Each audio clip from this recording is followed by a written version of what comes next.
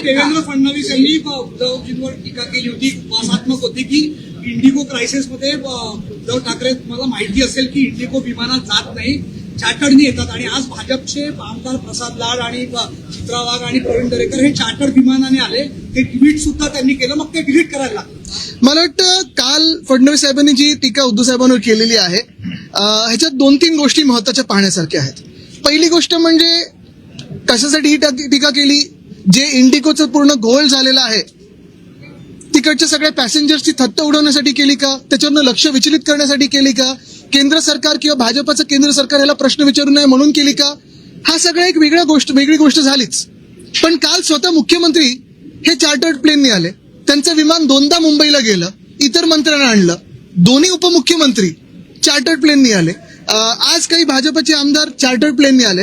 पण ह्याहूनही पुढे जाऊन मी तुम्हाला सांगतो, विधानसभेच्या प्रचाराचं तर वेगळंच, आत्ता सगळ्याच्या नगरपंचायत आणि बाकीच्या निवडणुका चालू आहेत, तेव्हा एक मुख्यमंत्री आणि 2 इल्लीगल उपमुख्यमंत्री, म्हणजे पद ती खरं ग्राह्य पकडू शकत नाही, हे कुठच्या हेलिकॉप्टरने फिरतायत, की इंडिगोने फिरतायत, स्पाइस जेटने फिरतायत, एसटी पकडून फिरतायत, गाडीने तरी फिरतायत का.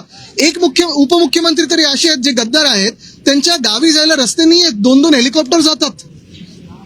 तसंच जर पाहायला गेलं तर आत्ताच्या निवडणुकांमध्ये हे हेलिकॉप्टर घेऊन मंत्री उपमुख्यमंत्री मुख्यमंत्री फिरत आहेत, त्या हेलिकॉप्टर मधून ज्या बॅगा येत आहेत त्याच्यातून कुठच्या आनंदाचा शिदा वाटला जातोय हे देखील आम्हाला कळावं. कारण आम्ही ज्या विमानातून आलो आमच्या बॅगा तशा काही एवढ्या मोठ्या नव्हत्या. हे प्रचारात 3 तासासाठी तिथे जातात, 20 मिनिटासाठी जातात, पण आनंदाचा शिदा ह्या मोठ्या बॅगेतून घेऊन जातात. हा कुठचा वाटप नेमका होतोय.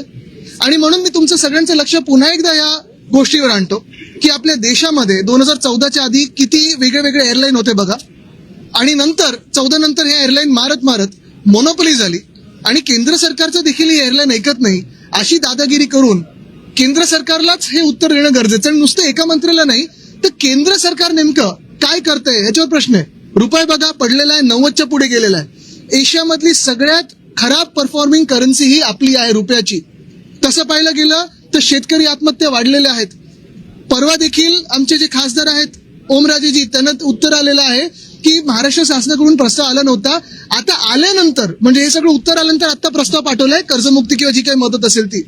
म्हणजे एका बाजूला साफ लोकांबरोबर खोटं बोलायचं आणि दुसऱ्या बाजूला थट्टा करून लोकांचं लक्ष विचलित करायचं ही त्यांची प्रवृत्ती.